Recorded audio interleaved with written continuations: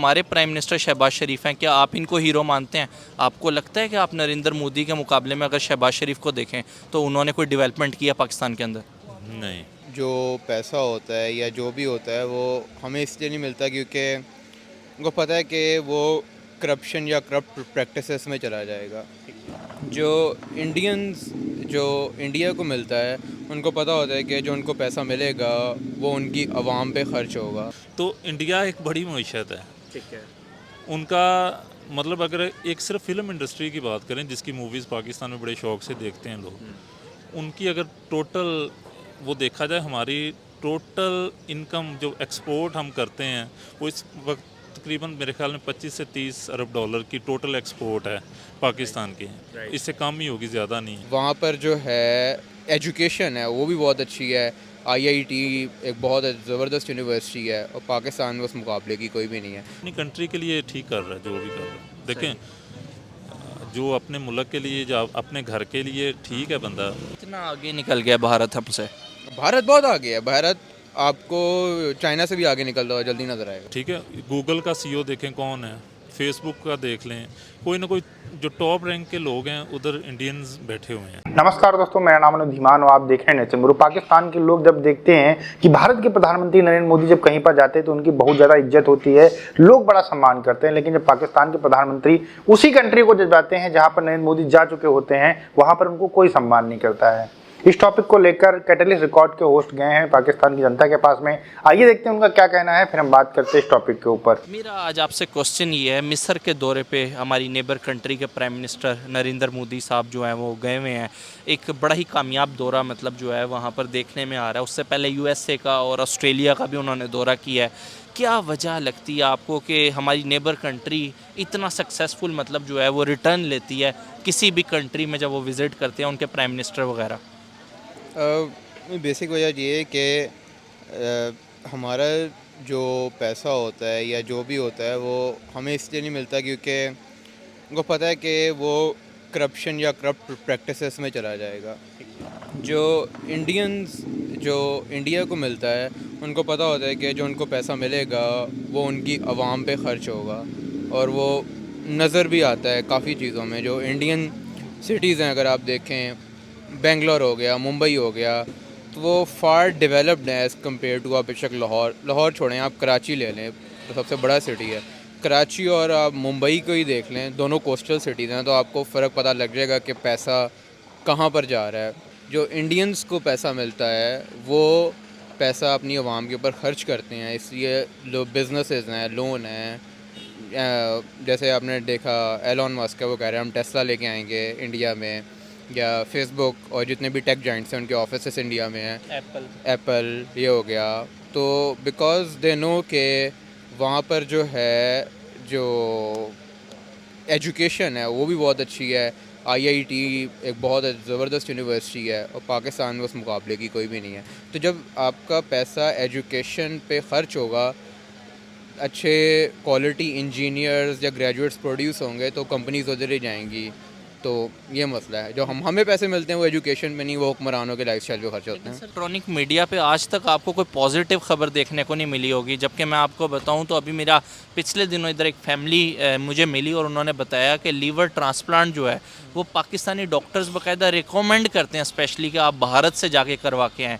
लेकिन आज तक कभी आपने न्यूज़ चैनल के ऊपर सुना हो कि कोई फैमिली यहाँ से गई हो और वो भारत, हमें यही क्यों बताया जाता है कि वहाँ पे दहशतगर्दी बहुत है और वहाँ पे इंतहा पसंदी है, वहाँ पे हालात बड़े ख़राब हैं ये वो, जबकि रियलिटी आपके सामने है। 7.2% के साथ ग्रोथ की है उन्होंने, वर्ल्ड की लार्जेस्ट इकोनॉमीज़ के अंदर वो आ रही हैं। इलेक्ट्रिक व्हीकल्स वहाँ पे है, ऑटोमोबाइल में जापान जैसी कंट्री को पीछे छोड़ दिया है। हमें ये क्यों नहीं बताया जाता, ये वाला इमेज हमसे क्यों छुपाया जाता है? वो इसलिए छुपाया जाता है कि अगर ये पता लग गया, अगर ये मुझे पता लग गया तो मैं गवर्नमेंट से मांगूंगा मुझे वो चीज़ इधर चाहिए, राइट। और अगर मैं ये मांगने लग गया तो फिर मामला काफ़ी डिफरेंट हो जाएंगे। मतलब कि अगर मुझे ये पता लग गया कि अच्छी एजुकेशन और हेल्थ मेरा राइट है, तो अब जो हुक्मरान हैं उनके लिए मुश्किलात काफ़ी बढ़ जाएंगी, उनको चीज़ें देना पड़ेंगी जो कि वो नहीं देना चाहते। कितना आगे निकल गया भारत हमसे?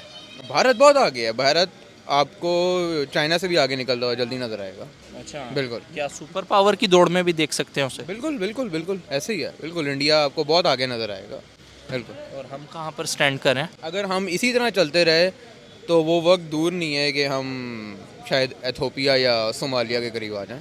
देखें जी, जब आप किसी एजेंडे के थ्रू जाते हैं ना, किसी मकसद को लेके जाते हैं, एक आपका एक पर्पज़ है किसी भी कंट्री को विज़िट करने का, तो वो एजेंडा आप जब लेकर जाएंगे उसके ऊपर ज़रूरी नहीं होता विज़िट करना कि बिला वजह आप विज़िट कर रहे हैं, उसका तो कोई मकसद नहीं है। लेकिन अगर उसके पीछे कोई एजेंडा है तो डेफिनेटली आप उसको अचीव करने की कोशिश करते हैं, ठीक है। तो अगर इंडिया विज़िट कर रहा है, डेफिनेटली इंडिया के साथ लोगों को भी कोई एडवांटेज होगा ना। इंडिया एक बड़ा कंट्री है, इसमें तो कोई मतलब झूठ नहीं है, हकीकत है। उस हकीकत को तस्लीम करना चाहिए आपको, क्योंकि इंडिया को आप देखें इस वक्त 5th बड़ा बिज़नेस के लिहाज से उसको कंट्री समझा जा रहा है, और आबादी की भी देखा जाए तो 2nd नंबर पे आबादी के लिहाज से वो कंट्री है। तो कंपैरिजन अगर पाकिस्तान के साथ अगर हम वैसे करें तो हमारा कंपैरिजन नहीं बनता। ये हकीकत है, वो हमारा दुश्मन है, दोस्त है, उससे हमारा ताल्लुक़ नहीं होना चाहिए। हकीकत को देखें कि वो कर क्या रहे हैं। वो आईटी की बात करते हैं, आईटी के अंदर वो हमारे से बहुत ज़्यादा आगे हैं, ठीक है। गूगल का सीईओ देखें कौन है, फेसबुक का देख लें, कोई ना कोई जो टॉप रैंक के लोग हैं उधर इंडियंस बैठे हुए हैं। अगर मैं पाकिस्तान में खड़े किसी भी शख्स से Indian prime minister Narendra Modi का जिक्र करूं, वो पर्सनल बड़े ग्रजेस रखता है, बड़ा हेट मतलब देखने में आता है कि नरेंद्र मोदी, और हमारे पॉलिटिशियंस भी जो है वो बहुत सारे अलक़ाबात ऐसे इस्तेमाल करते हैं जिसकी वजह से अल्टीमेटली पब्लिक में वो चीज़ आती है। मेरा आपसे क्वेश्चन ये है, यही अगर हम किसी दूसरी इस्लामिक कंट्री की बात करें, सऊदी अरब की कर लें, आप यूएई की बात कर लें, आप मिस्र की बात कर लें, वो बाकायदा ऑनर कर रहे हैं, अवार्ड से बाकायदा मतलब जो है वो नवाजा जा रहा है, नरेंद्र मोदी को बॉस कहा जा रहा है, और वो भी टॉप लीडरशिप के हवाले से मतलब इस तरह के स्टेटमेंट। तो आप कैसा देखते हैं कि यहाँ पे एक तरफ मतलब इतना हेट है और वहाँ पे पूरी दुनिया उसको रिस्पेक्ट दे रही है? वो यही वजह है, एडवांटेज है। देखें तो इंडिया एक बड़ी मईशत है, ठीक है। उनका मतलब अगर एक सिर्फ फिल्म इंडस्ट्री की बात करें जिसकी मूवीज़ पाकिस्तान में बड़े शौक से देखते हैं लोग, उनकी अगर टोटल वो देखा जाए, हमारी टोटल इनकम जो एक्सपोर्ट हम करते हैं वो इस वक्त तकरीबन मेरे ख्याल में 25 से 30 अरब डॉलर की टोटल एक्सपोर्ट है पाकिस्तान की। इससे कम ही होगी, ज़्यादा नहीं है। ये हमारी मेन जो कमाई की समझ लें कि ये चीज़ है जो हम इधर से बना के कुछ बेचते हैं, उसमें आईटी भी है, सारा कुछ है।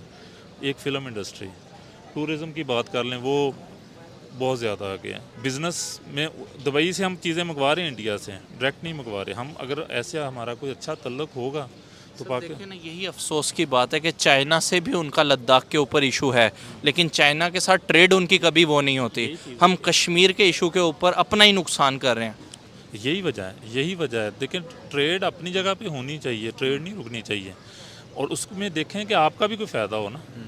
अन्य कॉन्ट्रैक्ट नहीं करना चाहिए कि आप क्या दे रहे हैं उस पर। इस तरह का कॉन्ट्रैक्ट में भी अगर आप आज ट्रेड खोल लें, उसी से ही मंगवाई जाएँ, डॉलर उनको देते जाएँ, तो उसका भी क्या फ़ायदा है। ये मेन चीज़ है, जो बंदा पॉलिसी बनाता है ना, ऊपर हमारे हुक्मरान जो हैं, उन चीज़ों को देखना चाहिए यार हमारे लिए क्या बेहतर है। सर कैसा लगता है कि यहाँ पे एक नौजवान जब कहता है कि वो लोग तो अपनी कौम के साथ लॉयल हैं, वो अपनी कौम के हीरो भी हैं, लेकिन जब मैं उनसे पूछूं कि जो हमारे प्राइम मिनिस्टर शहबाज शरीफ हैं, क्या आप इनको हीरो मानते हैं? आपको लगता है कि आप नरेंद्र मोदी के मुकाबले में अगर शहबाज शरीफ को देखें तो उन्होंने कोई डेवलपमेंट किया पाकिस्तान के अंदर? नहीं। आपकी अपनी पर्सनल ओपिनियन के मुताबिक आप नरेंद्र मोदी को लीडर मानते हैं? आप उन्हें एज आ मतलब किस तरीके से देखते हैं? वो अपनी कंट्री के लिए ठीक कर रहा है जो भी कर रहा है। देखें जो अपने मुल्क के लिए, जो अपने घर के लिए ठीक है बंदा। सर एयरपोर्ट भी दे रहे हैं, पोर्ट भी दे रहे हैं, हर बेहतर है। इससे बेहतर ये है कि उनको दे दें कि लो भाई आपने सारा कुछ ही ठीक करना है, बजाय कि एक एक पार्ट्स आप मुल्क का अलहदा करके किसी को देते हैं। दोस्तों हर एक पाकिस्तानी ये जरूर सोचता है कि भारत के प्रधानमंत्री की इज्जत इतनी क्यों है भाई, लेकिन देखिए ये सब चीज़ें बहुत टाइम से चीज़ें चल रही थी, उसके वजह से हुआ है।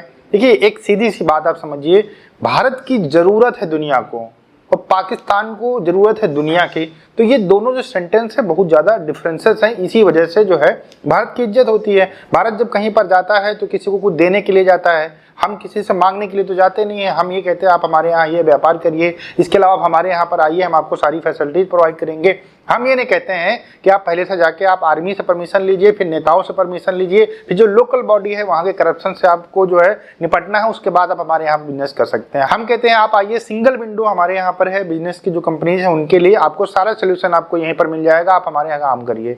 दूसरी बात है, जो भारत की बहुत सारी चीज़ें विदेशों के अंदर भेजी जाने लगी हैं, एक छवि जो है वो अच्छी बनती जा रही है। एजुकेशन अच्छा होने की वजह से दुनिया के अंदर जब भारत के लोग जाते हैं तो उनका भी एक नया मुकाम होता है, बड़ी बड़ी कंपनीज के CEO इंडियन है, इस वजह से भारत की छवि अच्छी होती जा रही है। अगर आपको भारत से कंपेयर करना है तो इन सारी चीज़ों के ऊपर आपको काम करना पड़ेगा, सिर्फ कंपेरिजन करने से कुछ नहीं होगा, ग्राउंड लेवल के ऊपर आपको काम करना पड़ेगा, तभी आपको रिजल्ट देखने को मिलेगा।